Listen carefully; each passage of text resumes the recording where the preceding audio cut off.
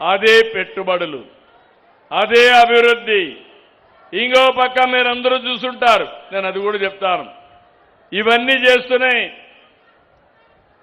ఏ పని జరిగినా మీకు ఇబ్బంది లేకుండా నేను పాజిటివ్ పబ్లిక్ పర్సెప్షన్ కూడా తెప్పిస్తున్నా. నిన్న తల్లికి వందనం డబ్బులు ఇచ్చాం, మీ అకౌంట్లో వేసాం.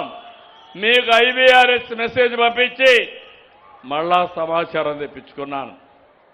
మొన్ననే అన్నదాత సుఖీభవ మీకు అకౌంట్లో వేసాం, ఇమీడియట్గా సమాచారం తెప్పించుకున్నాను. ఒకవేళ ఏ అధికారైనా సరిగా పనిచేయకపోతే ఆ అధికారి పైన చాలా స్పష్టంగా చెప్తున్నా. ఇప్పుడు కూడా కొన్ని చెప్తాను. ఈ జిల్లా గురించి మొన్నే జిల్లా రివ్యూ చేశా, ఇప్పుడు కాన్స్టిట్యున్సీ రివ్యూ చేస్తున్నాను. ఇక్కడ మీ అందరిని ఒకటే అడుగుతున్నా, మనం అందరం కష్టపడతా ఉంటే ఇక్కడ ఒక దౌర్భాగ్య పార్టీ రాష్ట్రంలో ఒకటి ఉంది. ఏం తమ్ముళ్ళు, ఏ పేరేంటి ఆ పార్టీ పేరు? ఏ పేరేంటి? ఏం తల్లి ఆ పార్టీ పేరేంటి? మీరు ఆలోచించుకోవాలి. 5 ఏళ్లు రాయలసీమలో ఖర్చు పెట్టింది 2000 కోట్లు. 2 ఏళ్లలో రాయలసీమలో ఇరిగేషన్లో ఖర్చు పెట్టింది 12,000 కోట్ల రూపాయలు. రాయలసీమలో ఒక పెట్టుబడి రాలేదు. ఈరోజు రాయలసీమ ఒకప్పుడు రాళ్ల సీమ, ఇప్పుడు రతనాల సీమగా తయారు చేయడానికి ముందుకు పోతున్నాం. కరువు వచ్చినా, సమస్యలు వచ్చినా వెనక్కుపోయే సమస్య లేదు.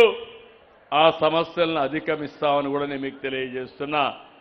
కానీ ఇక్కడ చూస్తే 1 ఎకరాకు నీళ్లు ఇవ్వలేదు, 1 ఉద్యోగం ఇవ్వలేదు.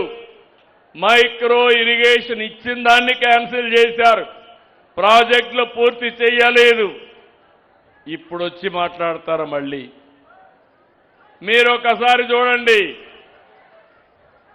ఎంత నీచమైన రాజకీయాలంటే, బాబాయిని గొడ్డలితో లేపేసి ఆ కేసు నా మీద పెట్టి సానుభూతితో మీ ఓట్లు సంపాదించుకొని మళ్ళీ మాట్లాడే పరిస్థితికి వచ్చారు. రాబోయే రోజుల్లో ఎవరి గొడ్డలి లేపినా ఆ చెయ్యి అక్కడే ఉంటుంది తప్ప వదిలిపెట్టే సమస్య లేదు. లా అండ్ ఆర్డర్ కాపాడుతాం. మా ఆడబిడ్డల జోలికి ఎవరైనా వస్తే అదే చివరి రోజు. పోలీసు వ్యవస్థని ప్రక్షాళన చేస్తాం, ప్రజల ఆస్తుల్ని కాపాడుతాం, మా ఆడబిడ్డల రక్షణకు అండగా ఉంటాం. ఈ విషయం మీరు గుర్తుపెట్టుకోవాల్సిన అవసరం ఉంది. రౌడీజాన్ని సాగనయ్యం.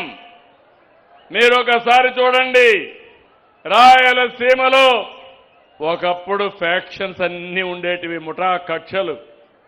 నిర్మోహమాటంగా చెప్పాం, చెప్పడంగా చేసి చూపించాం. ఈరోజు నేను గర్వంగా చెప్పగలుగుతున్నాను, రాయలసీమ ప్రశాంతంగా ఉందంటే దానికి కారణం ఎవరమ్మా? ఎవరు తమ్ముళ్ళు? ప్రాణాలతో చెలగాటమాడేవాళ్ళు. బలవంతుడిదే రాజ్యం. ఇప్పుడు బలవంతుడు కాదు, బలహీనుడిదే రాజ్యం. అదే నాగరాజు ఎంపీ.